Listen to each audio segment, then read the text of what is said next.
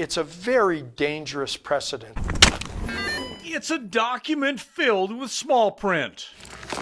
There's no incentive for ski areas to function safely if there's no civil liability that attaches to their wrongdoing. A document with big words. If this ruling stands, absolutely skiers will be at greater risk. And a document now with a new meaning. And informed sources say it now carries even greater risks. Does this ruling essentially give blanket immunity to the ski resort? Yes. You're hearing insight from three of Colorado's most respected attorneys. All three have represented skiers. All three have held ski resorts accountable for the unthinkable.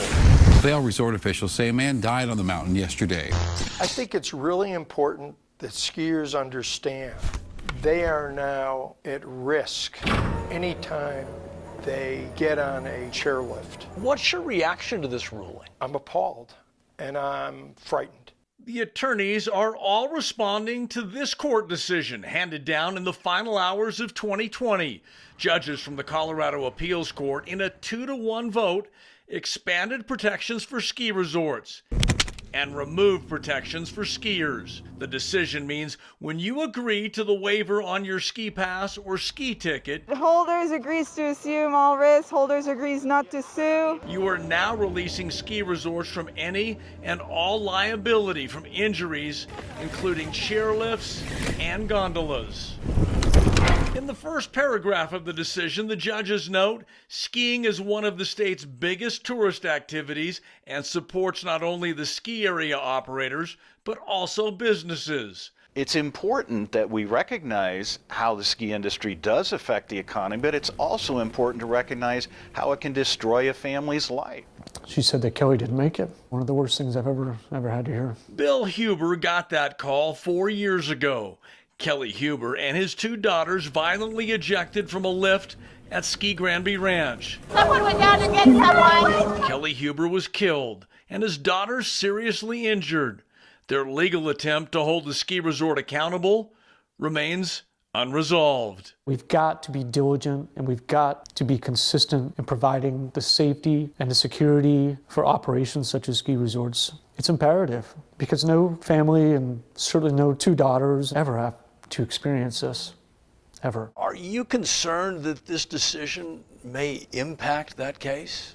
Bruce Braley represents the Huber family. He recognizes the recent Court of Appeals decision in what is known as the Redden case extends to all ongoing litigation. I would be naive if I wasn't concerned about the potential impact of the Redden decision on that case. He was doing something he loved. He was doing something that, he trusted would be safe, and instead it came to take his life. Last February, Cameron Varnish's dad, Jason, was killed riding a chairlift at Vail. Officially, the coroner determined he died from positional asphyxia when he became entangled by his clothing that appears to have been caught on a portion of the chairlift. Published reports say the chair on the lift was in the upright position and not snapped in place. I can't even imagine what he was thinking, as a piece of equipment failed him and killed him. That it should never happen. And the attorney representing Cameron and his family also fears the potential impact the Redden ruling could have on their legal call for accountability. Do you expect the ski resort to hold up this ruling and say your claim needs to go away? I would hope, given the facts and circumstances of the Varnish case, that they wouldn't do that. There was gross negligence. But I've been doing this for over 41 years, and I suspect that Vail and their lawyers very likely will be waiving the Redden case in our direction. So in the shadow of this new court ruling, It makes me a little nervous.